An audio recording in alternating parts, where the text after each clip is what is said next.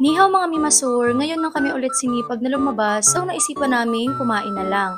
And then, nag-crave ako sa hotpot, so sa hotpot kami pumunta. Ibang beef hotpot restaurant ngayon napuntahan namin at dito yan matatagpuan sa Urban Makati. Pero may paborito talaga akong beef hotpot na restaurant at lagi kong binabalik-balikan dahil hindi nga nakakasawa yung lasa.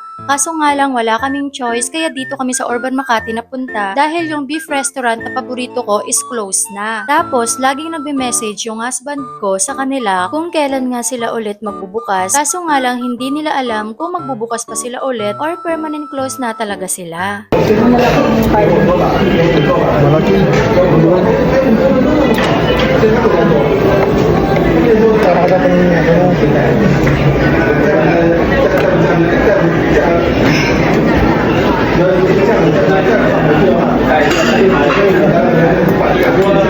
Anyway, this is our second time sa restaurant na to. Siguro nakarating kami bandang 8:30 PM at napakarami na talaga ng customer. Kaya pagpasok nyo sa loob ng restaurant, hindi kayo basta-basta mawi-welcome ng mga waiter dahil nga sa sobrang dami ng customer at napaka-busy din nila. Na super shock talaga ako sa giant glass nila. Ang laman neto is beer pero kasing lasa niya yung drinks na Sex on the Beach. Kaya kahit gaano kalaki ng glass, mauubos at mauubos mo yung laman dahil nga masarap yung drinks.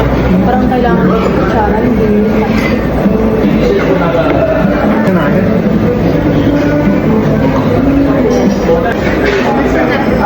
kasi sobrang liit ang hirap ng chopstick.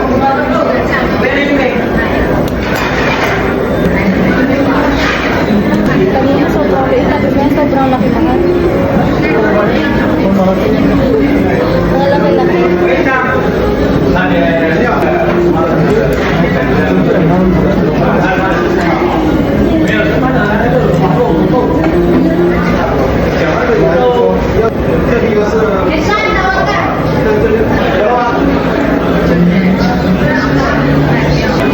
Kanina reklamo ako ng reklamo, sobrang liit.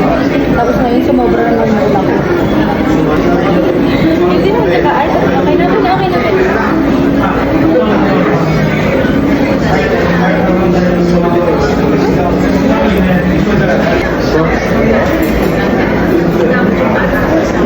Dapat tawag?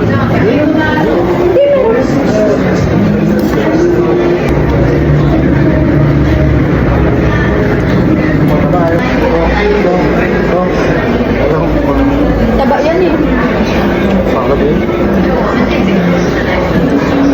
Na-overcook nga yung hipon kaya hindi ko rin nakain. Tapos naubos na rin yung sausawan ko so kumuha ko ulit. And then umorder kami ulit ng beef. Sobrang tagal namin, parang 10 minutes to 15 minutes kami naghintay. Then wala na palang stock. Ang kinaiinisan ko lang sa waiter is hindi sila marunong mag-inform sa customer na wala na palang stock. Kung hindi ko pa nga siya ulit tinawag, hindi pa namin malalaman na wala na palang stock yung beef na orderin namin. So ayun, nag-replace na lang kami ng order. Sino ba namang customer ang matutuwa sa ganong klaseng service? O di ba nakakainis talaga yon? Yun lang, thank you for watching. Mwah!